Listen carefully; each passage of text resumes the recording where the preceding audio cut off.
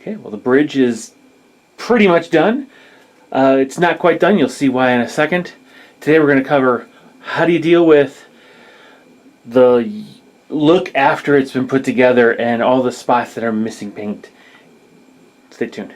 Alright, so hopefully you're not watching this after you have completely assembled your bridge, if you're assuming you're making the bridge, or finished your project. Before you actually finish your project, you gotta think ahead and realize that on your project, just like if you had done foreground scenery, there are going to be a lot of areas where, all the edges of the MDF board are going to be bare and unpainted. And of course, that's going to detract from the look of the model. Okay, as an example, if you look here, I've already gone ahead just to show you the effect. By painting up those, the model looks a lot better. Here, let's take a look from this angle where the finished stand here meets up with the unfinished. You can see what a difference it is. So today we're going to cover how do you take care of this next step, because honestly you have to do the same thing if you build foreground scenery, or if you ever have and you didn't do this next step, you're going to have a lot of foreground scenery like I do that's has a lot of these little marks like this. Alright, so let's jump in to the first pro tip. Alright, first pro tip, do not assemble completely. Whenever you have a kit, pay attention to how it goes together and try to keep sub-assemblies apart. So for example here, I love the way they designed this. I want to be able to get at all these parts, so I purposefully leave these off so I can take them apart. In fact, it'll make it easier to transport this thing by building them on site, when I'm going to use it. I can take this off. That's going to simplify my painting job hugely. Okay, same with these. I'll take these off, because now I can maneuver these around and paint all those little spots that are missed, all the edges, and that'll be very, very easy. Now something like this I'm going to take off because I'm going to have to mask this with red and white. And in this particular case, these are fixed because they're holding the piece together all the way to the bottom. All these railings are. So I couldn't really do that. Now in this case, I didn't see a reason to leave this one off because I can pretty much get to all the parts that are unpainted on that. So that sub-assembly's left aside. This one, same deal. Again, this is left off so I can paint that. But the rest should be easy to get to with the paintbrush. Now let's take a look at the gantry itself, not the gantry, the actual bridge itself, because looks can be deceiving.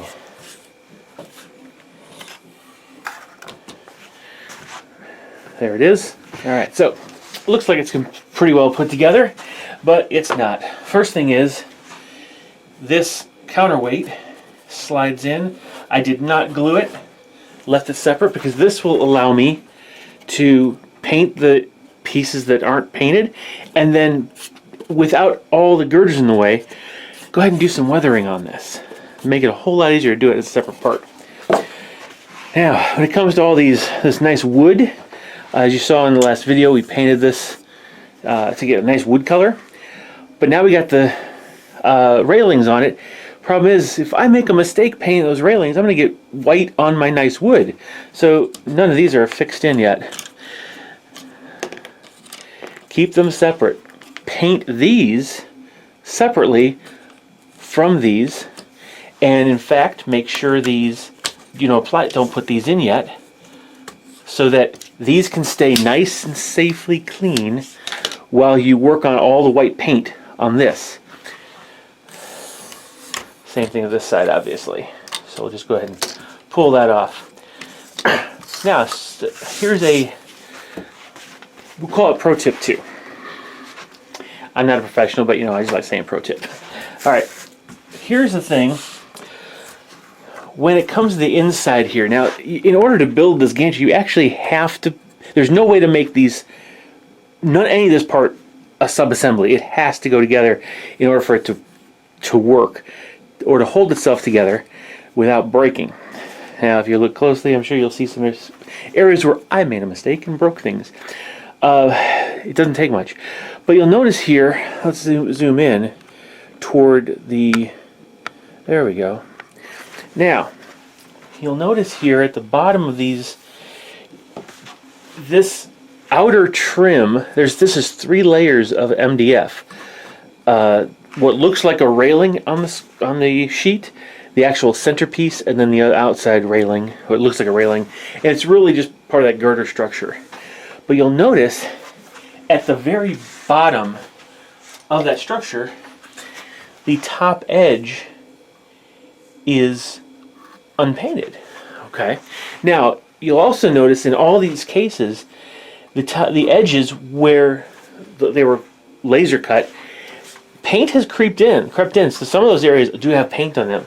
So down here, it actually looks pretty good because this acts as pre-weathering, where the dirt that's washed down is collected down on this bottom sill and looks, already dirty. So you won't necessarily need to clean that up, and as a result, you won't need to paint the white right down along the edge of the roadway. That will make it very easy for you to paint this without risking getting the roadway itself dirty. So, with that, our next step, I'm not going to show you because you guys all know how to paint, is literally just take your paint, the paint you used to paint in the first place, and just use a regular brush, and you can even sloppily paint up wherever you see the exposed MDF. Once you're all done with that, then you can put it back together in its entirety. Okay, so I'll go ahead and do that off camera, and we'll visit back, and I'll show you what it looks like, and really that'll be the end of things. All right, see you in a little bit. All right, so now that we've got the bridge completely painted, let's take a look at the model. All right, let's start out with the edge. Now you can see it took a little bit longer, of course, but just like with even a foreground kit, which is pre-painted, you'd have to paint in all the parts that would be left where the actual laser cutting was done. So the edge of the board's gray for the foundation, white for the edges of the fencing, and even along here. Now I purposely left some of these areas kind of not done completely, just to give it a look of like dust and dirt kind of settling in on that crease. So that's kind of why I chose to leave those like that. Other than that, every other piece, edging was done. Matter of fact, here are the corners. This outside edge here, and here, and here. The entire outside edge, of course, of each roof had to be done. All of the within here had to be done. There's a lot to paint. But like I said, even with the foreground kit, which was pre-painted, you'd have the same problem. Stairs, each face of each step had to be done. Railings inside and out. The one thing I didn't do yet is weather. Did not paint the edges of the gears there because those are going to get weathered up with grease, or what looks like grease, so no sense in painting those. Other than that, it looks very, very good. Now here on the wood, I left this as a wood walkway, figuring to extend it out to the end. But it gives you a nice contrast between the gray, actually the two different grays, the steel gray, the concrete gray, the wood, and the ironwork, for lack of a better term, on the bridge deck, as well as the white there. It just really visually sets that off. So that is the complete Pegasus bridge. Once you've done the edge painting, looks beautiful. So any kit you have, you can pre-paint it the way I've described in this video series, and then go over at the end, touching up the edges, and you have a beautiful model kit.